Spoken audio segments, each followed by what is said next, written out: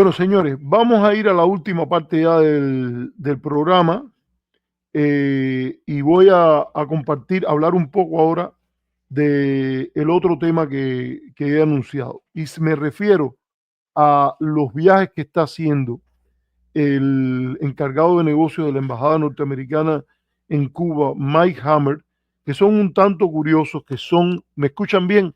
Porque no me di cuenta, pero se me había subido el micrófono. Díganme si me escuchan bien. Esto es un tanto curioso, interesante, si uno sigue, yo lo sigo por la página de Facebook, las actividades que está haciendo el encargado de negocios de los Estados Unidos en Cuba, Mike Hammer. Él tiene su manera de diplomacia un tanto heterodoxa. No es nada nuevo porque en los Estados Unidos hay, y Cuba y otros países, Canadá, muchas veces tienen conflictos en torno al funcionamiento de sus embajadas. Y en el caso de los Estados Unidos, hay obviamente una política en la cual yo creo que más que todo es la política lo está arrastrando a él. Yo no tengo referencia que él hubiese sido, por ejemplo, en el caso chileno, un embajador tan dado a la intervención burda en los asuntos internos de Chile. Tengo entendido que él estuvo envuelto en una negociación sobre la violencia en los Grandes Lagos, estoy hablando de África, la República Democrática del, del Congo, que es un verdadero estado fallido por muchas cosas, y tengo entendido que también estuvo en algo que ver con unas negociaciones no es el horno, es el cuerno africano, donde está Somalia, Etiopía, una región que ha estado tan vinculada, hubo una época, tuvo una vinculación importante con Cuba, Somalia, eh, esto, Etiopía, Yemen, donde también hubo presencia cubana. Y yo creo que vale la pena. Es algo en lo cual ojalá más personas participaran y le pusieran comentarios en relación a lo que él está haciendo. Entonces yo lo que he decidido es, como yo soy cubano también, aunque vivo fuera de Cuba, Cuba no está fuera de mí, yo voy a dar mis opiniones sobre aquellas cosas que él está haciendo y ojalá que las tome en cuenta. En ocasiones hasta a lo mejor pienso poner el corto de lo que yo opino sobre lo que él dice y compartírsela ahí en el Facebook, que es por donde yo lo estoy siguiendo mayormente. Y yo creo que ojalá, él dice, que es lo que yo he dicho desde el principio, hay gente que me ha malinterpretado, que yo le di, y eso es desde la izquierda, que me dice que yo le di gracias a él por aclarar que él en la lanchita de regla no fue atacado, que no hubo ningún asalto al encargado de negocio, que lo que él dijo era lo que él quería escuchar la opinión de los demás, que se le acerquen, que le manden direcciones donde él pueda ir y visitar.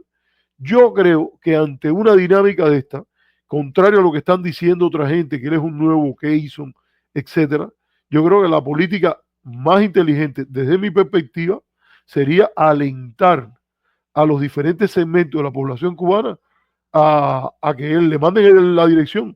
Mire, venga a visitarnos. Y que, vaya, obviamente los militares no van a estar en eso, porque no puede, si tú eres un oficial del Ministerio del Interior, hay regulaciones. Un oficial de la FARC, hay regulaciones. Pero hay mucha gente en el país de diferentes puntos de vista y sobre el gobierno cubano, pero también muchos puntos de vista sobre la política de Estados Unidos hacia Cuba. Hacia Cuba, la mayoría de las encuestas que se han hecho con un nivel de separación del gobierno cubano, como ha sido la encuesta de Sid Gallup Costa Rica en Cuba unos años atrás, como ha sido la encuesta que hicieron incluso un grupo de cubanos americanos, que uno no los puede, salvo que usted diga que todo el que sea demócrata o que todo el que no sea parte del anticomunismo más rancio en Miami es comunista, lo cual diría que Miami está repleto de comunistas. Como dice el presidente de la Asociación de Educadores Cubanos en el Exilio, que incluso ha dicho lo mismo contra Roosevelt y ha inventado que la Revolución Cubana triunfó porque los comunistas estaban en el Departamento de Estado, pero la firma de Amandi, que antes era Bendixen y Amandi, hizo una encuesta en Cuba y más del 90% de las personas apoyaban la política de Obama. Lo cual tampoco es una cosa extraña. La política de Obama produjo o ayudó a romper momentáneamente, en alguna medida, porque tampoco fue totalmente, el bloqueo no se levantó, las transacciones financieras siguieron siendo muy perseguidas, se pusieron multas millonarias a los diferentes bancos, pero Cuba tuvo 2 años, de hecho 3 tengo entendido, porque hasta 2017 también, de crecimiento económico significativo con relación a la parte anterior. Incluso las tasas son mayores que al inicio de la alianza con Venezuela en la matriz bolivariana. Fíjense el efecto que tiene la relación con Estados Unidos. Fíjense que en Colombia la gente está gritando hoy por el pleito que hay entre Estados Unidos y el presidente Petro y por lo que hubo allí, porque se puede repetir lo de principios de año, cuando le pusieron a Colombia nada más una tarifa del 25% y que dice, como lo pusimos aquí en un video, todo lo terrible que es una sanción como tal en el primer mercado del mundo y el primer mercado en nivel de su poder de compra. No es el más grande, pero es más grande en términos de su poder de compra, en términos de su potencialidad de invertir. Coño, Mendive, de verdad que te pasaste, encontraste en la entrevista a General Enrique Loinaz. Vamos a ponerla ahí para que quiera lo vea, porque tú sabes que esta gente, esta tenla siempre a mano ahí, porque cada vez que vengan esta gente vamos a volver, mira, ya que traes el apellido para que aprendas algo, siempre sacarle al lema, ser culto para ser libre, empiecen a aprender. Que por cierto, todo el mundo sabe, para que quede claro, que por lo menos a mí me lo dijeron varias gente en Cuba, que mi primo tomó distancia de mí durante bastante tiempo. Y yo ni siquiera en ese caso dije nada en contra de él. Ahora, cuando lo vi, había fallecido su papá, mi tío, a quien quise y respeté extraordinariamente, luchador antibatistiano, de los mejores ahí en las villas, detrás del 5 de septiembre y otras cosas más, junto con el gran organizador del 5 de septiembre, que fue Julio Camacho Aguilera. Esto, de todas maneras, toda esta gente vienen o no saben o les gusta venir con esa matraca, porque no pueden con el argumento, arremeten contra el apellido. Pero no importa. Ya no, que no me saquen más del tema. Entonces yo les estaba diciendo que él dice eso, que él está yendo a visitar a los cubanos, y yo creo que el gobierno cubano, al contrario, tiene razones muy grandes para confiar en confiar en la sabiduría, la vergüenza del gobierno del pueblo cubano, en el sentido de que van a rechazar la política de bloqueo. Y pónganle, esto yo me imagino que no debe ser un problema, y estas son mis sugerencias. Y usted no creo que hasta le tiene que pedir permiso al gobierno, para hablarlo claro. Yo si viviera en Cuba, a lo mejor se me ocurría esta idea. Mándale la dirección tuya a Mike Hammer. Óigame, nosotros nos gustaría recibirlo a usted aquí, tenemos los mejores sentimientos hacia el pueblo norteamericano, nos gusta el jazz, nos gusta el general y senador Carl Schultz, nos encanta, somos devotos de Abraham Lincoln, todo ese tipo de cosas. A ver si él viene. Primero lo dices públicamente. Yo lo invité, ojalá que venga. O sea, cuando él venga, ponte a conversar con él, sírvele un té, un cafecito, usa la gentileza cubana. Usted no se molesta si nosotros grabamos esta conversación para que se sepa lo que usted piensa y lo que pensamos nosotros. Y háblenle los sentimientos que usted tiene hacia el pueblo norteamericano.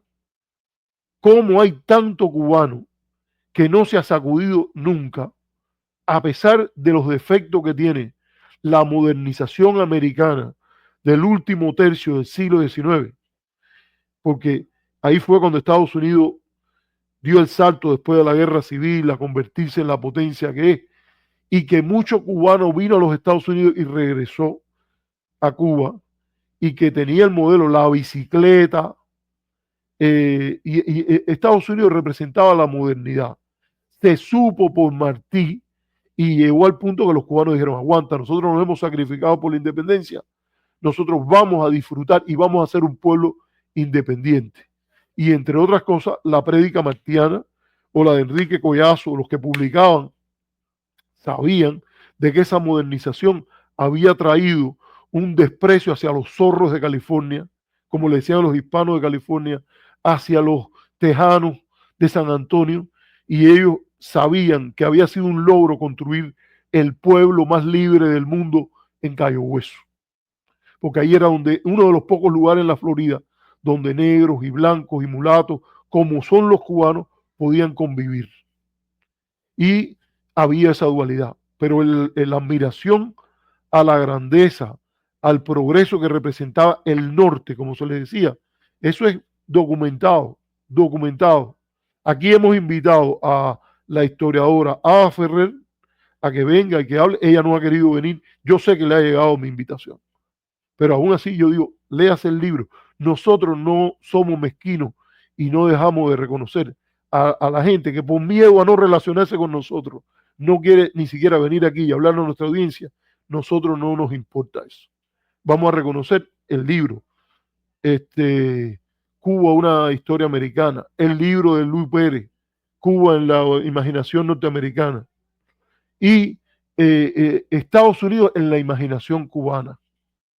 Y después, eh, una imbricación grandísima, Locton Hughes, el gran poeta afrodescendiente de Harlem, con Nicolás Guillén, eh, miles de cosas después de la revolución también.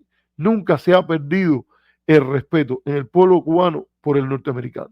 Y cuando las autoridades se han desviado y a veces han dicho cosas, o intelectuales afines a las autoridades que cruzan una posición de crítica a la política del gobierno y se convierte en crítica y en estigmatización del pueblo norteamericano, de la cultura norteamericana, el mismo pueblo cubano lo rechaza.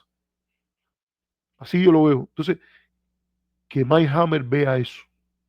Y segundo, qué mal se ve la política norteamericana hacia Cuba. Qué mal se ve el bloqueo. Cómo se ve como una denegación de lo mejor que es Estados Unidos.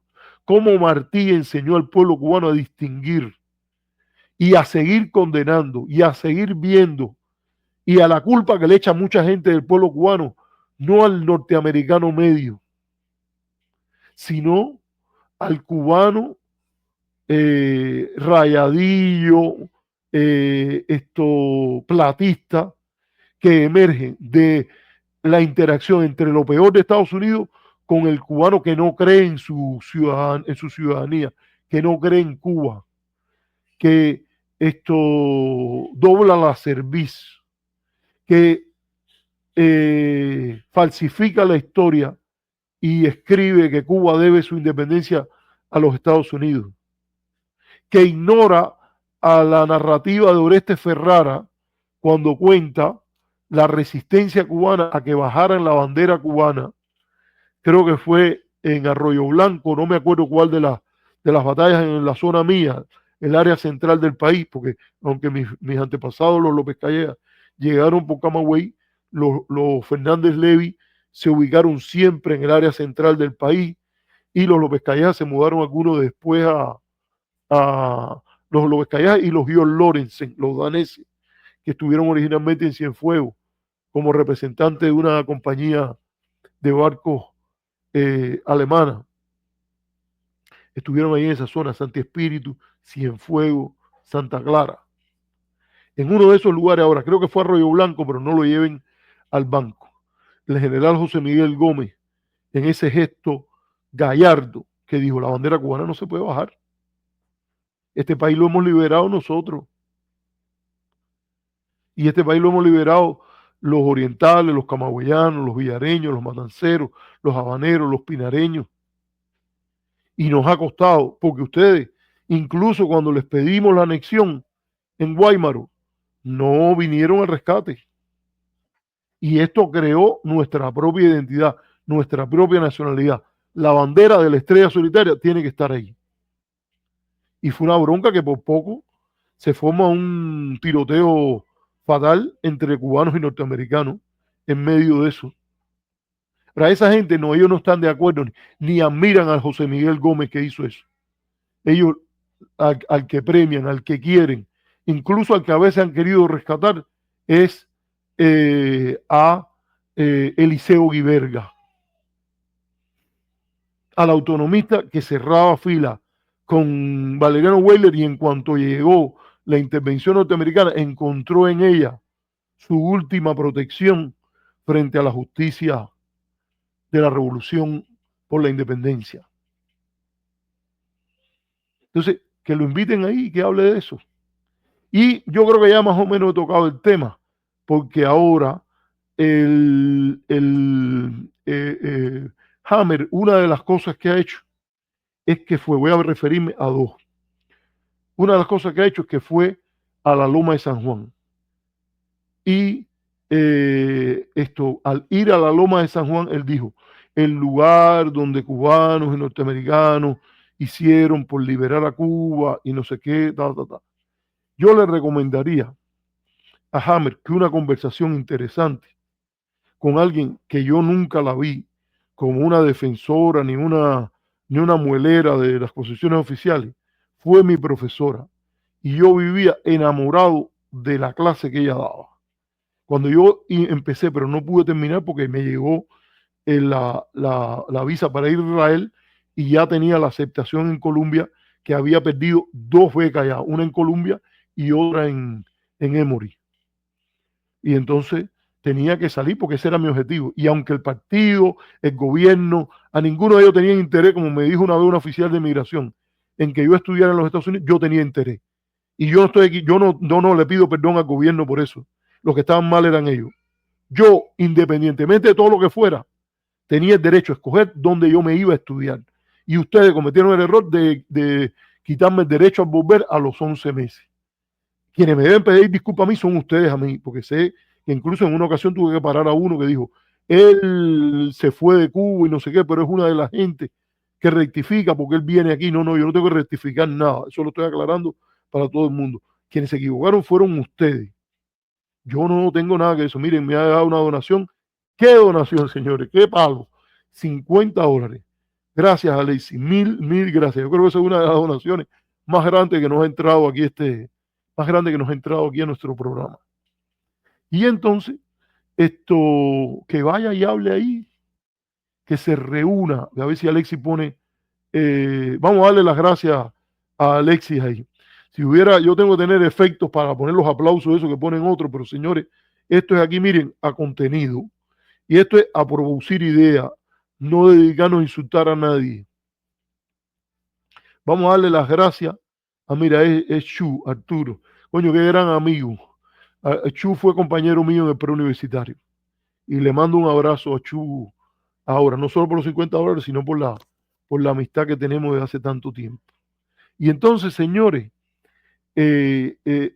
una profesora que yo tomé, por eso me tuve que ir de ahí, pero una de las cosas que yo lamento es no haber podido terminar esa maestría que estaba haciendo, que había terminado un primer año completo, había un segundo año, conocí gente de lo más buena ahí, una señora que trabajaba en el archivo que se llamaba Magali, otra que se llamaba Flor.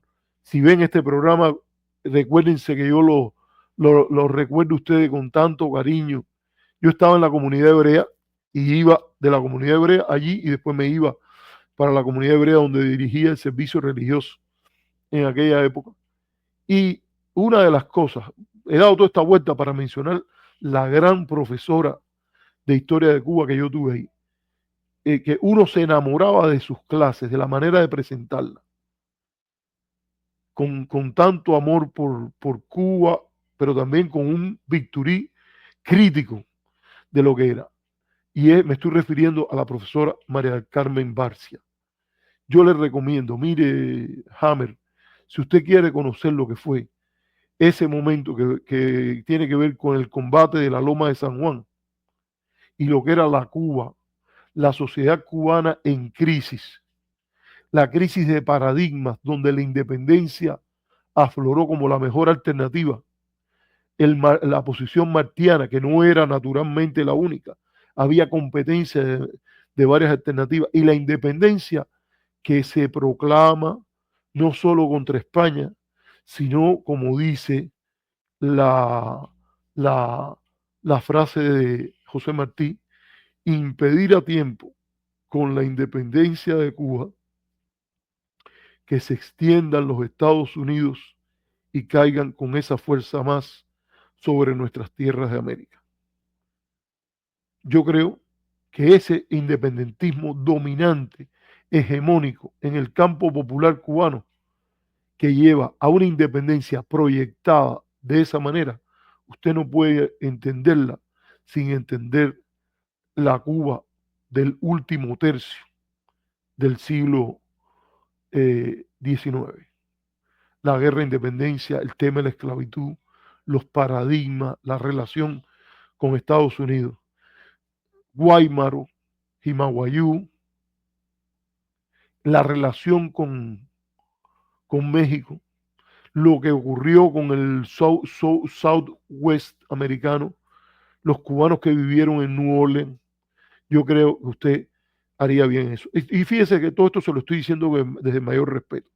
Para terminar con una cosa que le voy a decir.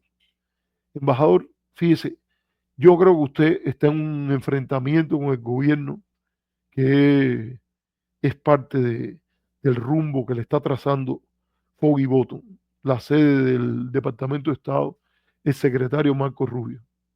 Pero usted tiene dentro de eso la posibilidad de ser, gracias Chu, saludos, veo que me pones algo aquí que dice que lo propio, amigo, lo que haces no tiene precio, muchas gracias por todo.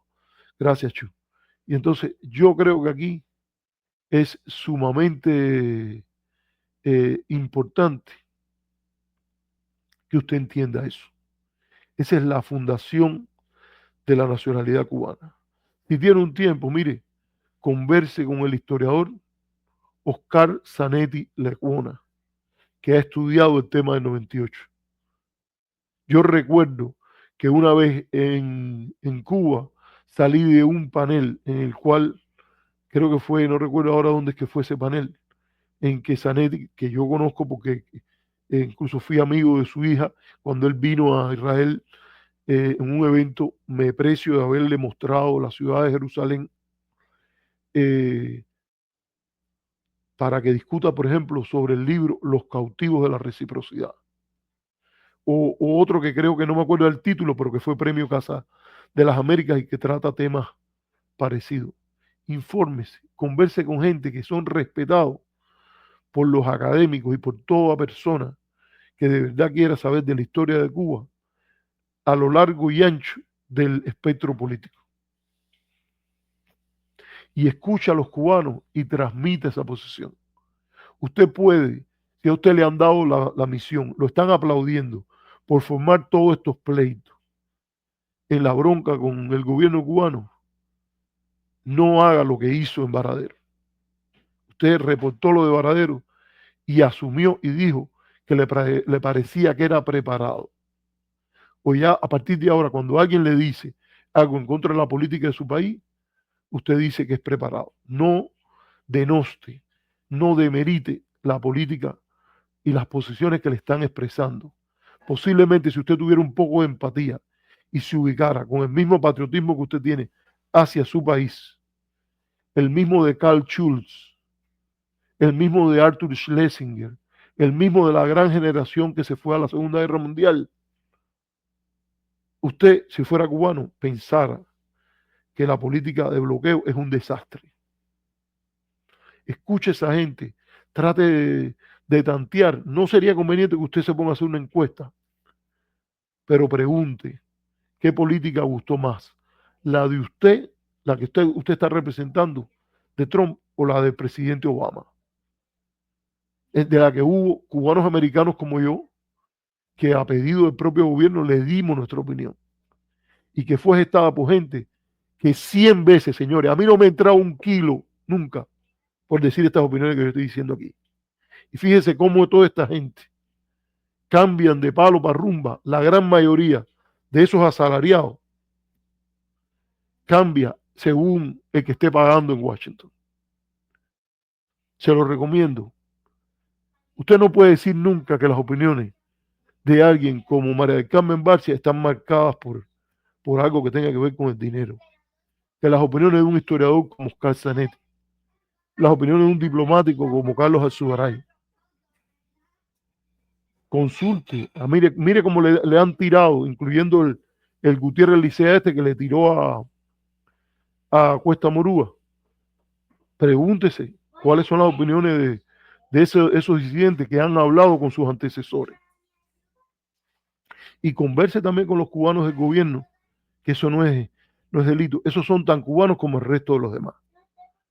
O sea, los que apoyan al gobierno, los que no apoyan al gobierno, rompa esa polarización y no trate de importar a la dinámica política cubana lo malsano, incorrecto e inapropiado que ha caracterizado la discusión sobre Cuba en Miami. Le doy esa sugerencia. Se lo digo porque siempre, como hice con María Elvira con el tema de los migrantes, le quiero dar a usted el beneficio de la buena voluntad. Entonces, señores, hasta aquí yo creo que he llegado. Gracias a los que nos han dado like. Yo quiero repetirle, si no le ha dado like todavía, dele like, comparta un programa como este. Estamos haciendo así. Este es el libro, efectivamente, Mendive. Premio Casa de las Américas, 1998. Mire, por cierto, uno que se me olvidaba, trate, Hammer, de ir como parte del público y vaya a los últimos jueves. Vaya cuando haya un seminario sobre economía cubana, pida permiso para ir al Centro de Estudio de la Economía Cubana. Pídale al gobierno cubano hacer como hizo, creo que fue John Firsch, que fue a la Academia Diplomática, hizo una presentación y conversó con los jóvenes que aspiraban a ser diplomáticos. O vaya a la Facultad de Sociología y pídale que usted quiere ir y hacer su presentación. Trate que también eso se reciproque aquí en los Estados Unidos. Porque ahí yo creo que va a ser bien mejor al proyecto final, que es una buena relación entre los dos países, una buena relación entre los dos pueblos, una buena relación entre los sectores de negocio de los dos países. Pregunte incluso a las personas que se oponen al gobierno si ellos creen que debe usted o no. Personas que se oponen al gobierno sin que estén vinculados a toda la industria esa del anticastrismo, el anticomunismo de Guerra Fría, que no tiene identidad democrática ninguna. No, personas que pueden creer que, por ejemplo, que las penas fueron excesivas después del 11 de julio, pero que a la vez critiquen el bloqueo. Pregúntele a ellos qué ellos creen que debe ser la política norteamericana al sector privado cubano. Para que usted sepa que incluso dentro del bloqueo usted puede adoptar mejores actitudes. Tiene razón Mendive, el libro se llama Comercio y Poder, Relaciones Cubano-Hispano-Norteamericanas en torno a 1898. No vaya nada más ahí eso es un show, ir a la Loma de San Juan y evocar a Theodore Roosevelt, y después evocar lo que fue en 1906, la respuesta de Roosevelt a Estrada Palma. Presente los grandes héroes de los Estados Unidos, y Roosevelt lo es en muchas cosas, en una manera que es crítica y que puede debatirse. Por ejemplo, Roosevelt y Cuba.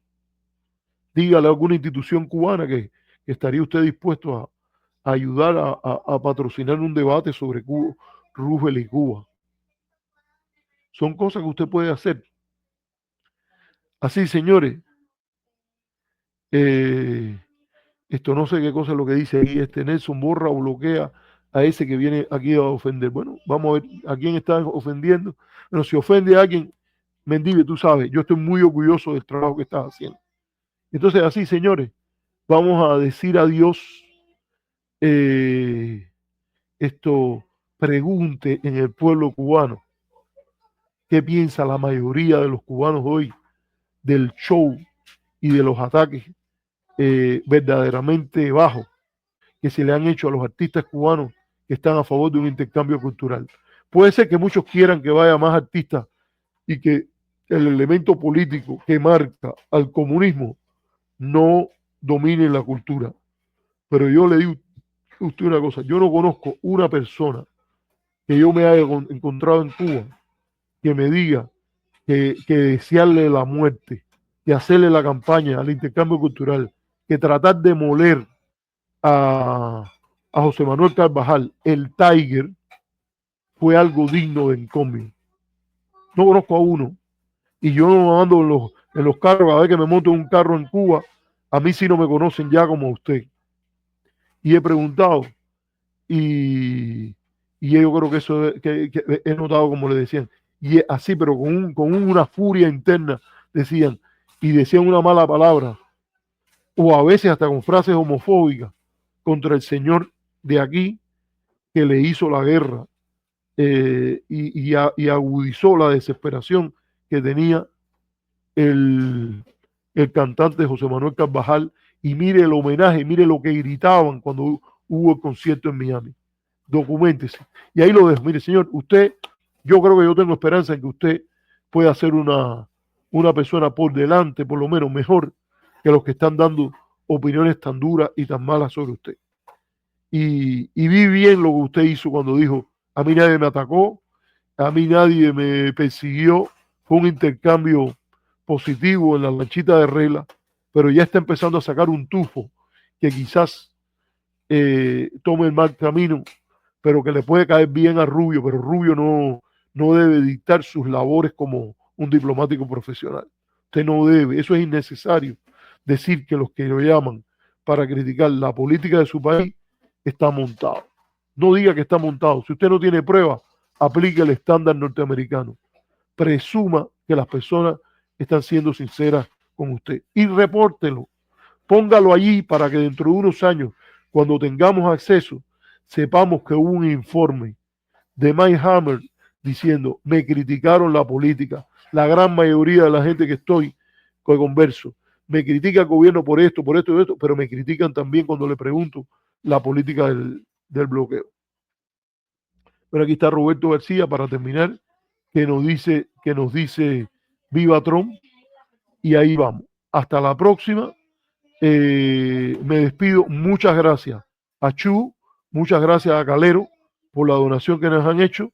Después miraré en el CL y si ha habido otras donaciones, el próximo programa les toco. Si no hablo con ustedes de nuevo antes del 4 de julio, que tengan una feliz fiesta, los cubanos americanos y todos los que queremos a los Estados Unidos de Mark Twain, a los Estados Unidos de Martin Luther King, a los Estados Unidos de Carl Schurz. Esta, en su mejor versión, nunca será la patria de un racista como Jesse Helms. Hasta la próxima.